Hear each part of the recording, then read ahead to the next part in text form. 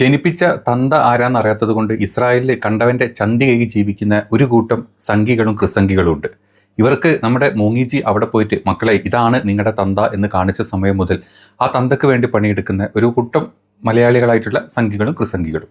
അപ്പം യുദ്ധം വന്ന സമയത്ത് തന്നെ അവിടെ വെക്കുന്ന ബോംബുകളും അല്ലെങ്കിൽ അവിടെ വെക്കുന്ന മിസൈലുകളും ഒന്നും കാണാണ്ട് ബങ്കറുകളൊന്നും ഒളിക്കാണ്ട് ഇപ്പോഴും അവിടെ സ്വൈര്യവിഹാരം നടത്തുന്ന അച്ഛൻ്റെ മടിത്തട്ടിൽ സ്വൈര്യവിഹാരം നടത്തുന്ന ഒരു കൂട്ടം സംഖ്യകളെയാണ് നമ്മൾ കണ്ടത്. ഇനി യഥാർത്ഥത്തിൽ അവിടെ വെക്കുന്ന ബോംബുകളുടെയും അല്ലെങ്കിൽ അവിടെ വെക്കുന്ന മിസൈലുകളുടെയും അവിടുത്തെ ബങ്കറുകളുടെയും അവിടുത്തെ ജനജീവിതത്തിൻ്റെ അവസ്ഥകൾ തുറന്നു പറഞ്ഞുകൊണ്ട് സ്വന്തം തന്ത നാട്ടിലാണത്, നമ്മുടെ കേരളത്തിലാണ് എന്ന് ഉറപ്പുള്ള ഒരു ചേച്ചി ഇന്നലെ വന്നിട്ട് അതായത് സംഘികളുടെ തന്തനെ കുറിച്ച് കുറച്ച് കാര്യങ്ങൾ പറയുന്നുണ്ട്.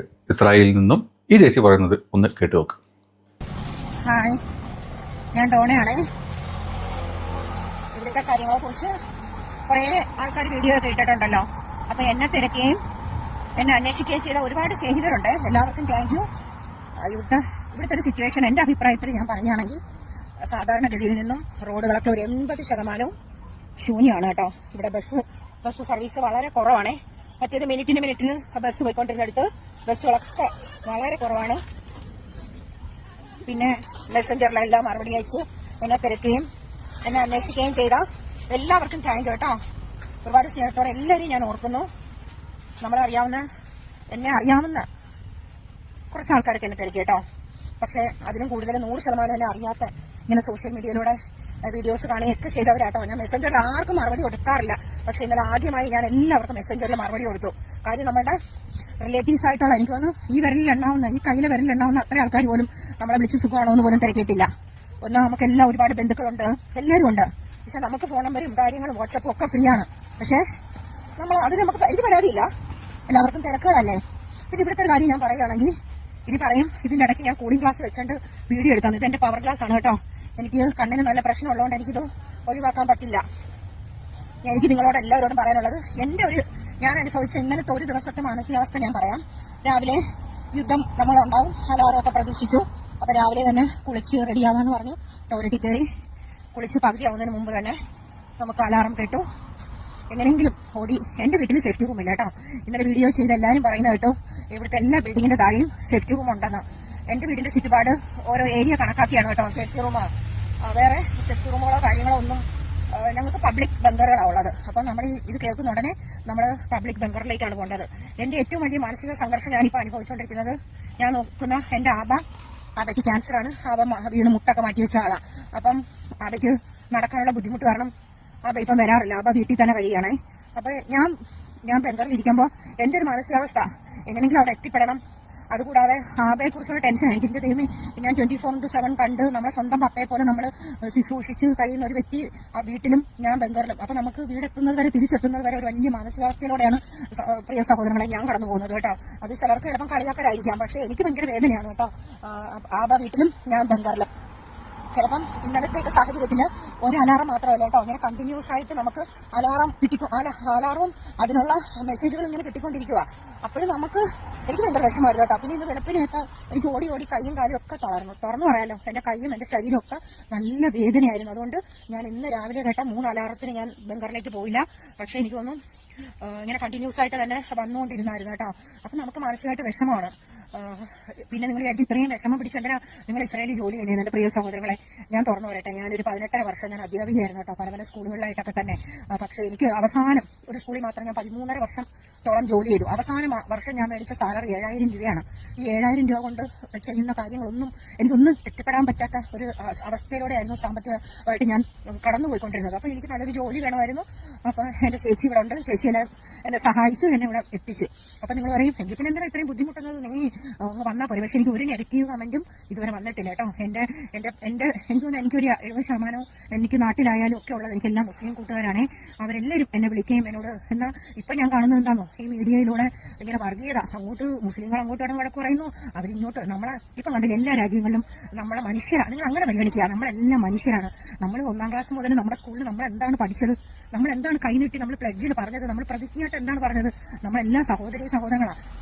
നമ്മളിപ്പം ഇവിടെ ഇസ്രായേലായിരുന്നതുകൊണ്ട് ഒക്കെ രാജ്യങ്ങൾ തമ്മിലുള്ള സംഘർഷം, നമുക്ക് വിദ്യാഭ്യാസം കൊണ്ട് എല്ലാം ഉണ്ട്. ഞാൻ ആർക്കും പറഞ്ഞു തരാനോ മനസ്സിലാക്കാനോ ഒന്നും ഞാൻ ആളല്ല.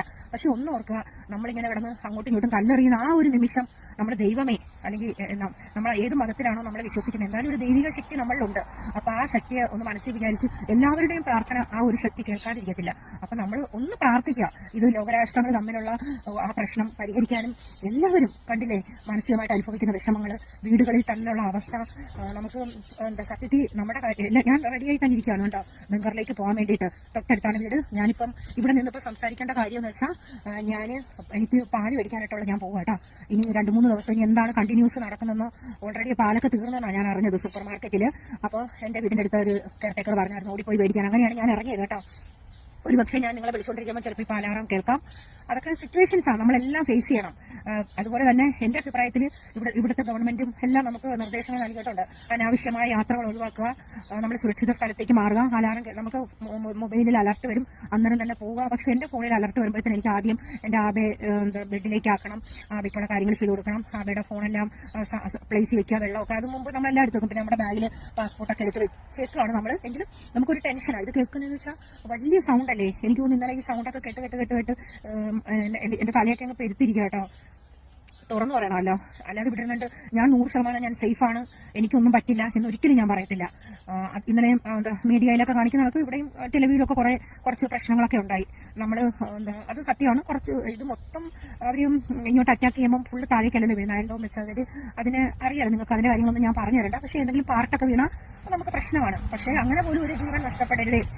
ഇതിന്റെ ഇസ്രായേലിനെതിരായി നിൽക്കുന്ന രാജ്യത്ത് പോലും ഒരു വ്യക്തികൾ പോലും മരണം അനാവശ്യമായ ഓരോ കുടുംബത്തിലുള്ള ഓരോ വേർപാട് നിങ്ങൾ ഓർത്ത് നോക്കും. ഒരു മരണം എത്രത്തോളം നമ്മളെ വേദനിപ്പിക്കും, നമ്മളെ തളർത്തും എന്നുള്ളത്. അപ്പൊ എല്ലാവരും മനുഷ്യരാണ്. ഞാൻ അങ്ങനെയാണ് ചിന്തിക്കുന്നത് കേട്ടോ.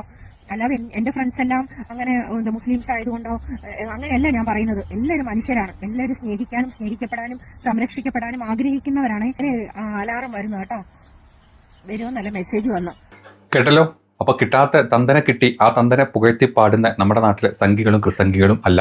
അവിടെ അതല്ലാതെ തന്തയായിട്ട് കാണാതെ ഒരു അന്നം തരുന്ന ജോലി തരുന്ന ഒരു രാജ്യമായിട്ട് കണ്ട് ആ രാജ്യത്തിനോടുള്ള കൂറ് കാണിച്ച് അല്ലെങ്കിൽ ആ രാജ്യത്ത് താൻ ശുശ്രൂഷിക്കുന്ന ആ ആളുകളുടെ അവസ്ഥകൾ പറഞ്ഞിട്ട് ഈ ഒരു ചേച്ചിയുടെ അവിടുത്തെ യഥാർത്ഥത്തിൽ നടക്കുന്ന കാര്യങ്ങളാണ് നമ്മൾ കണ്ടത്. അപ്പം ആ ചേച്ചിക്കും അല്ലെങ്കിൽ അവർ നോക്കുന്ന ആ കുടുംബത്തിനും അല്ലെങ്കിൽ ഇസ്രായേലിൽ യുദ്ധത്തിനൊന്നും വേണ്ട, യുദ്ധത്തിലോട്ടൊന്നും പോകരുത്, ലോക സമാധാനം വേണം എന്ന് ചിന്തിക്കുന്ന ആളുകൾക്കും നല്ലത് വരട്ടെ എന്ന് നമുക്ക് പ്രാർത്ഥിക്കാം. ഇപ്പം നിങ്ങൾ കണ്ടല്ലോ അവിടുത്തെ യഥാർത്ഥത്തിലുള്ള അവസ്ഥകൾ എന്താണെന്നുള്ളത്. 80% കാറുകളും അല്ലെങ്കിൽ 80% ഗതാഗതം വരെ ഇസ്രായേലിൽ ഇപ്പം നടക്കുന്നില്ല. വെറും 20% വണ്ടികൾ മാത്രമേ ഇവിടെ ഉള്ളൂ. പല സ്ഥലങ്ങളിലും കൂടുതൽ സ്ഥലങ്ങളിലും സ്വന്തമായിട്ട് ബങ്കറുകളില്ല. പബ്ലിക് ബങ്കറുകളിലോട്ട് ഓടണം. ഒരുപാട് പേർക്ക് ഓടാൻ പറ്റുന്നില്ല. ഒരുപാട് സ്ഥലത്ത് മിസൈലുകളും ബോംബുകളും ഡ്രോണുകളുമായിട്ട് വീകുന്നുണ്ട്. ഒരുപാട് പേർക്ക് പരിക്കുകളും മറ്റു പല പ്രശ്നങ്ങളും അവിടെ നടക്കുന്നുണ്ട്. അപ്പം ഈ ചേച്ചിക്ക് വേണ്ടിയിട്ട് എല്ലാവരും ഒന്ന് പ്രാർത്ഥിച്ചോളാം.